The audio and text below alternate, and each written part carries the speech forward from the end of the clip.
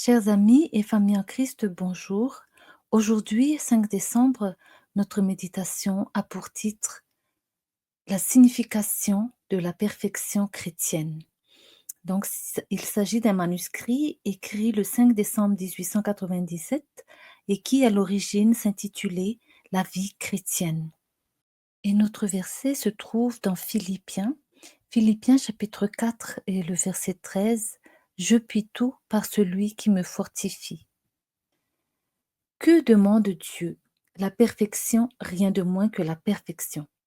Mais si nous voulons y parvenir, nous ne devons avoir aucune confiance en nous-mêmes. Nous devons apprendre et comprendre quotidiennement que l'on ne peut se faire confiance à soi-même. Nous devons nous emparer des promesses de Dieu avec une foi ferme. Nous devons demander le Saint-Esprit dans la pleine conscience de notre impuissance.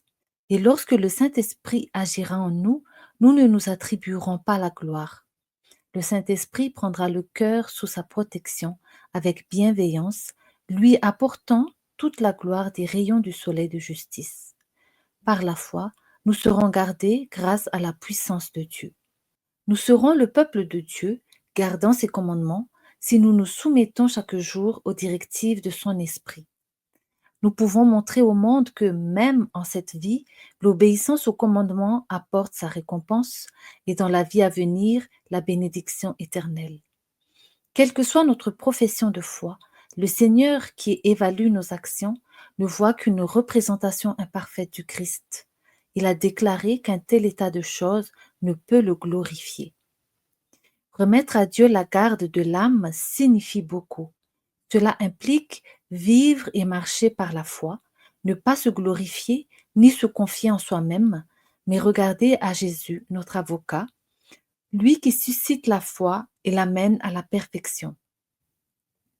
Le Saint-Esprit fera son œuvre dans un cœur contrit, mais il ne pourra jamais travailler dans une âme dominée par sa suffisance et sa propre justice.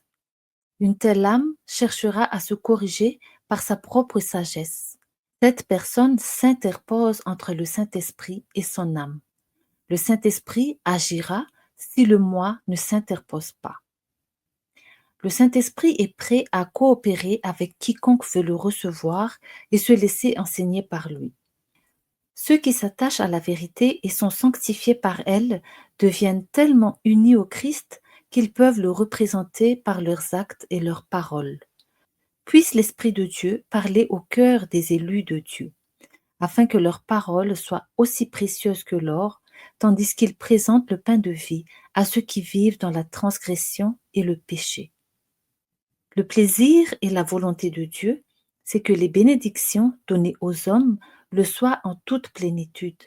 Il a pourvu à la victoire dans chaque difficulté, chaque besoin étant satisfait par le Saint-Esprit. Il a ainsi prévu que l'homme puisse édifier un caractère chrétien. Dieu voudrait nous voir contempler son amour et ses promesses qu'il accorde si généreusement à ceux qui n'ont aucun mérite par eux-mêmes.